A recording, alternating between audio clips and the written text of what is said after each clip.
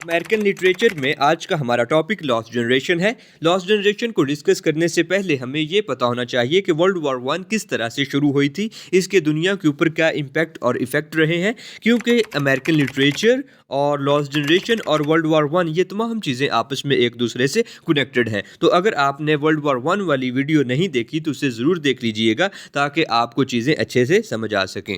Basically world war one के बाद हमारे पास लॉस्ट जनरेशन का कॉन्सेप्ट आता है, यानी जब वर्ल्ड वॉर वन खत्म हो गई ना तो उसके बाद ये लॉस्ट जनरेशन का टाइम पीरियड शुरू होता है। तो इसे ज़रा नोट कर लें कि 1920 से लेकर 1930 तक का जो टाइम पीरियड है इसे लॉस्ट जनरेशन का टाइम पीरियड कहते हैं। अब इस टर्म को ज़रा समझ लें। देखें, जब वर्ल्ड वॉर वन शुरू हुई ना तो इसके अंदर बहुत सारे राइटर्स ने, बहुत सारे पोइट्स ने, यानी लिटरेरी फिगर्स ने भी हिस्सा लिया। और जब ये वर्ल्ड वॉर वन खत्म हो गई तो फिर इन्होंने इससे रिलेटेड लिखा। हमें मालूम है कि वर्ल्ड वॉर वन कोई छोटी सी लड़ाई नहीं थी, यानी इसके अंदर सिर्फ 2 कंट्रीज ही शामिल नहीं थे, बल्कि इसके अंदर सेंट्रल पावर्स और अलायंस जैसे बड़े बड़े 2 ग्रुप्स मौजूद थे जिन्होंने सारी दुनिया को ही अपनी लपेट के अंदर ले लिया था। यानी वर्ल्ड वॉर वन के अंदर कमोबेश सारी दुनिया ही शामिल थी। अब इतनी बड़ी दुनिया मींस कि इतने ज़्यादा मुल्क हैं इस वर्ल्ड वॉर वन के अंदर, लेकिन जो सिर्फ अमेरिकन कंट्री से यानी अमेरिका से तल्लुक़ रखने वाली लिटरेरी फिगर है ना, जब जंग ख़त्म हो गई, जब जंग बंदी हो गई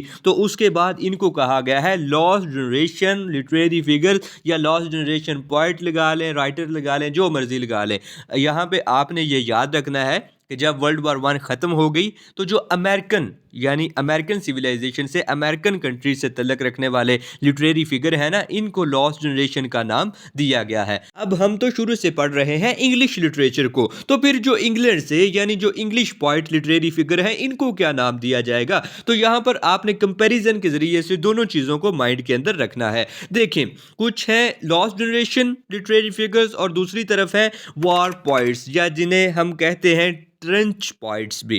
ठीक है, तो ये आपने याद रखना है कि जो ट्रेंच पॉइंट होंगे ना इनका तल्लुक़ होगा इंग्लिश सोसाइटी से, यानी जो इंग्लैंड से लिटरेरी फिगर थे ना जिन्होंने वर्ल्ड वॉर वन के अंदर पार्टिसिपेट किया था और जब वर्ल्ड वॉर वन ख़त्म हो गई तो फिर इन्होंने वार से रिलेटेड लिखा, तो इनको कहा जाएगा ट्रेंच पॉइंट्स या वार पॉइंट्स। और दूसरी तरफ जो अमेरिका से तल्लुक़ रखने वाले लिटरेरी फिगर्स हैं इनको कहा जाएगा लॉस्ट जनरेशन लिटरेरी फिगर्स। अब यहाँ पे ये बात आपने अच्छे से याद रखनी है कि ये जो ट्रेंच पॉइंट्स हैं यानी इंग्लिश सोसाइटी से तल्लुक़ रखने वाले पॉइंट्स हैं और दूसरी तरफ जो लॉस्ट जनरेशन वाले लिटरेरी फिगर्स हैं यानी जो अमेरिकन कंट्री से तल्लुक़ रखते हैं, जब वर्ल्ड वॉर वन कंप्लीट हो गई ना यानी जंग बंदी हो गई तो फिर इन्होंने एंटी वॉर लिखा है। अब होता ये था यानी वर्ल्ड वॉर वन जो है ये दुनिया ने पहली दफ़ा देखी थी, इससे पहले इतनी बड़ी जंग नहीं हुई। छोटी छोटी जंगें 2 कंट्रीज़ के दरमियान ज़रूर होती रही हैं, लेकिन वर्ल्ड वॉर वन जैसी जंग दुनिया ने पहली दफा देखी थी। तो ये तो एक माइनर सा कॉन्सेप्ट था। अब लॉस्ट जनरेशन को डिटेल के साथ डिस्कस करते हैं।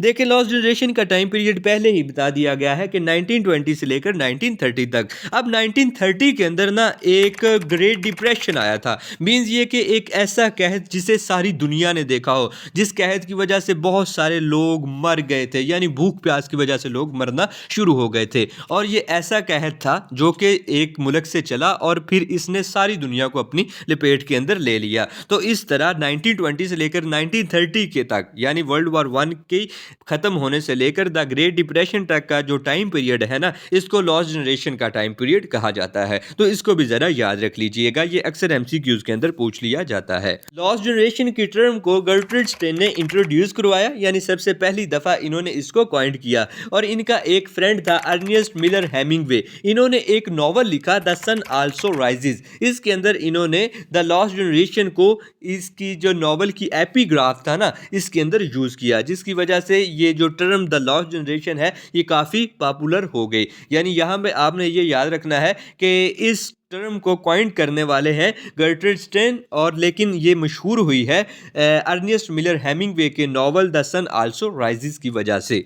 लॉस्ट जनरेशन के अहम राइटर्स में Gertrude Stein, TS. Eliot, Ernest Miller Hemingway, Ezra Pound और सिल्विया बिच जैसे नाम शामिल हैं। अब यहाँ पर एक और छोटा सा पॉइंट याद रखिएगा कि लॉस्ट जनरेशन मानते हैं कि मॉडर्न एज के अंदर हुई है, लेकिन जो इसका टाइम पीरियड को अगर स्पेसिफिक किया जाए ना तो इसको एग्जैक्ट एज कहा जाता है। यानी ऐसी एज जिसके अंदर जो एक रिच पर्सन है वो रिच से रिच होता जा रहा है और जो एक गरीब आदमी है, जो पुअर पर्सन है, वो पुअर से पुअर होता जाता है। यानी कुल मिलाकर हम इसको मटेरियलिस्टिक दौर कह सकते हैं। यहाँ पर इस मॉडर्न एज के अंदर लोगों को यानी वर्ल्ड वॉर वन के बाद सिर्फ मटेरियलिस्टिक चीज़ों को इकट्ठा करने की पड़ी हुई थी। जिस तरह से ट्रीटी ऑफ वर्साइल्स को साइन किया गया वर्ल्ड वॉर वन के लास्ट में, तो जिसकी वजह से फिर वर्ल्ड वॉर वन टू हुई। इन तमाम चीज़ों को इंशाल्लाह नेक्स्ट लेक्चर के अंदर डिस्कस करेंगे। तब तक के लिए इजाज़त दीजिए। अल्लाह हाफिज़।